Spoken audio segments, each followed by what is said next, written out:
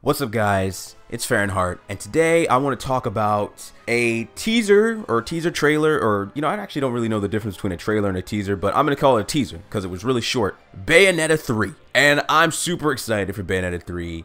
It was announced at the Game Awards a few days ago, and I want to talk about this because I'm super excited for Bayonetta. I love Bayonetta. She's awesome. Love Bayonetta. Okay, and so needless to say, I played the hell out of the first two games. I bought the first game on everything and the second game on the Wii U, and so now Bayo 3 is coming out. Really excited for that. It's on Nintendo Switch. I don't have a Switch. I guess I gotta get one now. And so I wanted to just I wanted to talk about this trailer, man, or this teaser. Bayo's back. And when they first announced this thing, man, I couldn't stop yelling. I had tears in my eyes. Okay, I was so excited. For anyone who's seen the previous Bayonetta games, they always had these kinds of teasers. It's really cool because they have a certain style, but it's interesting because this time it's different. You can see Bayonetta more than you usually can see her in this one, but you can't really make out who her enemy is. So let's just go through this. I'm gonna speculate a little bit in this, or a lot of it in this, actually. Like, okay, if I go back to the previous teasers, you start looking at how the teasers gave potential hints to what the game was, right? So if you go back and you look at the very first one, I remember there being it's similar style, right? You have the moon, but then the moon, I believe, turned into like a bullet, and it's just like, so she's firing gunshots, right? She's shooting a bunch of shots with her hands, with her handguns, the Scarborough Fair. And then those bullets are just getting knocked into angels, right? So the angels are just at the receiving end of Bayonetta's assault. So she's beating the crap out of these angels. So then she knocks the angels on its ass, and then you see her left leg hit the ground. And then some bullets, like empty shell casings, hit the ground. And then boom, Bayonetta. You see the title. Now, one of the things that if you look at it, you get, like, some of the cues you get is, okay, you get the angels that Bayonetta faces in the game, right? So if you play the game, like, these are the what are they, the affinities? I can't remember what they're called, but they're like the basic grunts of the angels that you kick a lot of those angels in the asses throughout the time you play that game. Right, so she's styling on these particular angels that in the game you style on, right? Now you see her design, her Bayo 1 design, which is what she wears in Bayonetta 1. And then you also see, because you don't see that much of her, but what you do see is you see red and black. The sigil is red and it's on black, right? And Bayonetta's design is red on black in Bayonetta 1. So then in Bayo 2, you get a teaser where she's firing off guns with her feet, right? And then you see those volley of bullets she just fired from her legs being cut in half by this golden, like, sword. And then you're like, wait, what? And then you see Bayonetta's foot and the golden sword clash. And then you see Bayonetta's foot, her right leg, hit the ground. And then you see this new adversary land on his feet, not on his ass like the angels in the previous teaser did in Bayo 1, but on his feet, right? And then you see some empty shell casings hit the ground, and then boom, you see the title Bayonetta 2. But then you see the title now in the sigil is in blue, so it's blue on black. So then when you see Bayonetta in the game and you see the color scheme that they use, a lot of it is blue on black. That's her new thing now. That was kind of this color scheme, was blue on black. The previous was red and black. So now this time with Bayo 3, by contrast, we see, the traditional moon, but then it's veiled in red, and her ribbon, it tears in half. And you see Bayo, and then she's getting, it looked really cool at first. I was like, I didn't know what was going on, but if you look, when I watched it again, I realized, no, she's getting her ass kicked. I'm like, wait, what? And then her bullets get shattered, and then this ghastly purple dude, like, looks like it tears her in half. And then her legs fall apart, and she's like, wait, what? And then you see a 3, like, just crack into the Umbran sigil. So it's just like, wow, wait a minute. And so I was looking, I'm like, wait a minute, it looks like she's defending. She has her guns collapsed together. Like, it looks almost like at first she was doing like a cool pose, but then it's just like, wait a minute, no, she's defending herself. 'Cause she's getting wrecked. And then you also see the 3, if you look closely, you can see the 3 cuts the sigil like asunder. It's cut all the way across, even at the edges, almost like that's cut in half too. It's a zigzag to make a 3, but it's cut completely in half. So it's like, okay, wait a minute. So you have the ribbon torn in half, you have what looks like Bayo torn in half, and you have the 3 cutting the Umbran sigil in half. What does that mean? So I'm just like, all right, well, okay. Does it mean maybe cause see, Bayo was like she was created in a union of both light and dark, right? She was created from the Umbran witches, a union between the Umbran witches and the Lumen sages, which is like the light clan and the dark clan basically coming together, and they gave birth to Bayonetta, or Cereza as she is in it's her real name in the game. And so it's just like, okay, so she was brought up by the Umbran witches, at least as a black sheep anyway, but she's in essence, she's actually light and dark together. She's not just the dark magic or the dark elements of the world or whatever. So it's just kind of like, okay, does it have something to do with that? Like, is this tearing her like at the seams, like even as her very existence, like she's coming apart?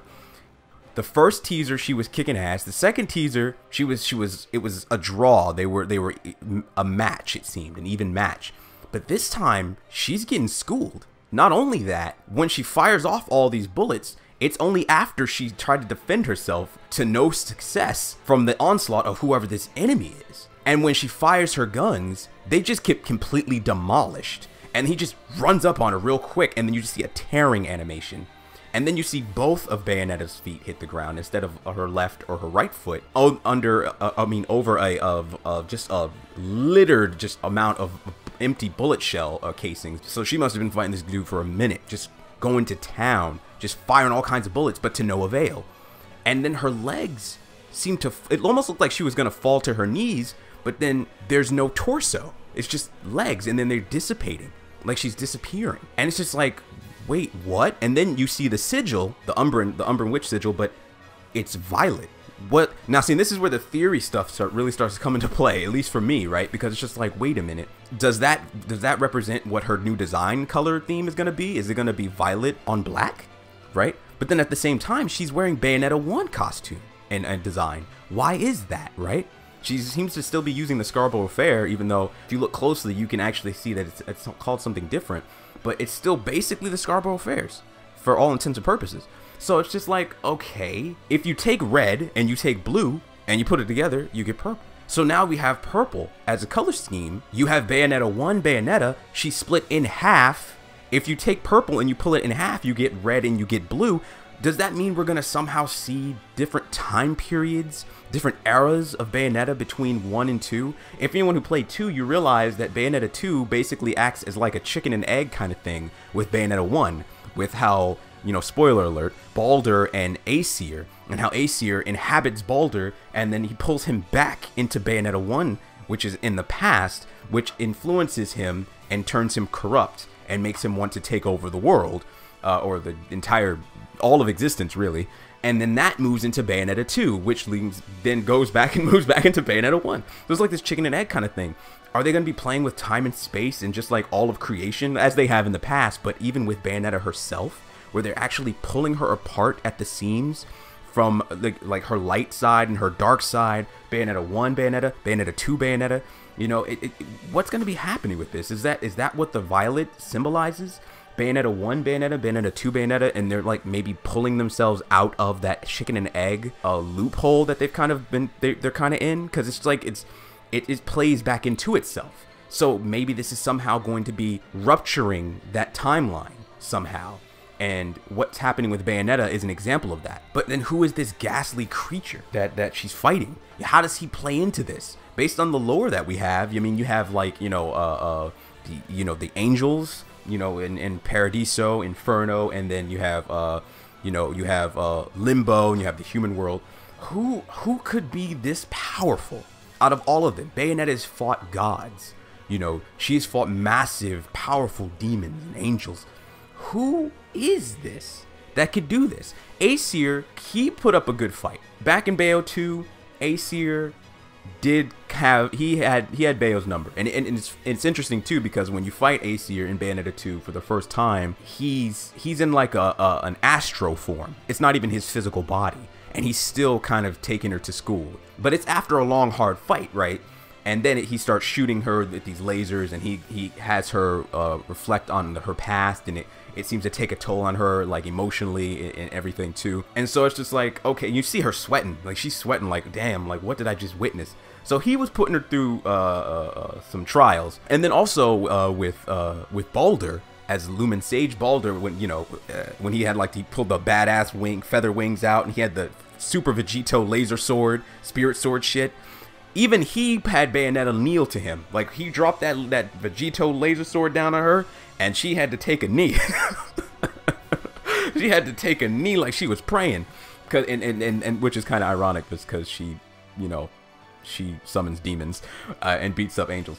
But it showed that Balder is nothing to fuck with. He's really powerful. And even in Bayo 1, when you beat Balder, when you're falling down from the top of the interval